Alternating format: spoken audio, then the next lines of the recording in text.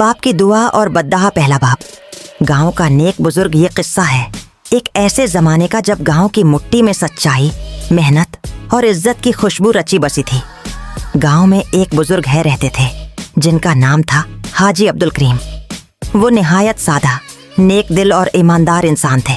सारी जिंदगी मेहनत मजदूरी से गुजारी, न किसी का हक मारा, न हराम का नवाला चुका।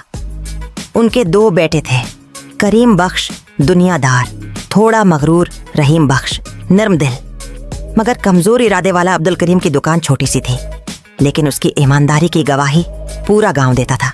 जो फकीर आता खाली नहीं जाता, जो मकरूज आता उसे वक्त दिया जाता। दूसरा बाप, औलाद की बदली सोच वक्त का पहिया घुमा। बेटे जवान हुए, शादियां हुए, बीवी बच्चों में लग गए, लेकिन बीवियों के मशूरे अलग थे।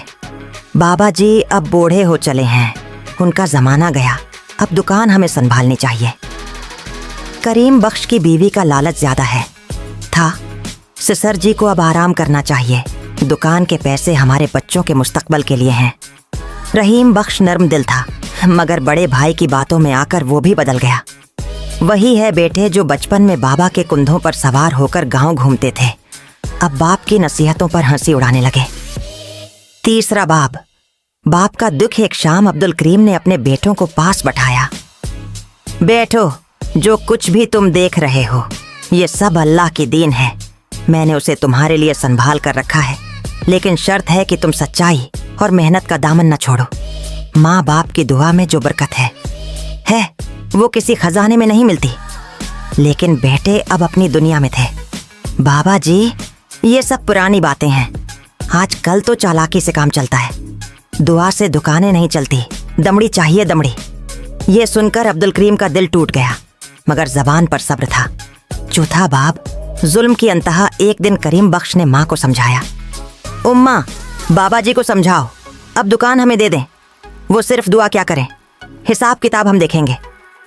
जब माँ ने बात कही तो अब्दुल करीम ने खामोशी से दुकान बेटों के हवाले कर दी, लेकिन फिर दुकान का रंग ढंग ही बदल गया।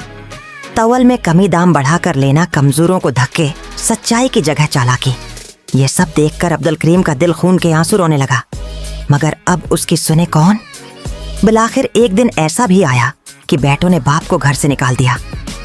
बाबा जी, आप अब बुजुर्ग हैं, हमारे खर्च का बोझ न बढ़ाएं, मस्जिद चले जाएं, वहां अल्लाह अल्लाह करें।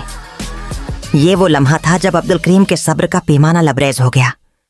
उसने आसमान की तरफ देखा, आंखों में आंसू थे और दिल से बद्दाह निकली।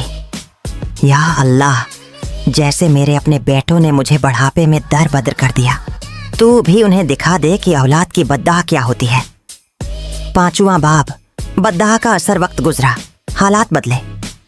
करीम बख्श की दुकान में आग लग गई, मुकदमेबाजी में जमीनें बुक गईं, कर्जे चढ़ते गए, दोस्त दुश्मन बन गए। रहीम बख्श के घर में भी चैन न रहा। उसके अपने बेटे ने कहा, आबा जी, आपने दादाजी के साथ जो किया था अब आप भी उसी लायक हैं, घर खाली करें। अब दोनों भाई रोते थे, मगर वक्त उनके हाथ से निकल चुका था। वही अब्दुल करीम के अल्फाज, वही बद्दाह बनकर उनकी जिंदगियों में कयामत बनकर उतरे। छठा बाप, अंजाम और नसीहत। एक दिन दोनों भाई कब्रिस्तान गए। अब्दुल करीम की मिट्टी की कब्र के पास बैठकर फूट फूट कर रोए। आबा जी, हमें मुआफ कर दो, हमसे गलती हुई, आप सच कहते थे। लेकिन अब दुआ और बिद्दाह का फर्क वो अपनी बर्बादी से समझ चुके थे।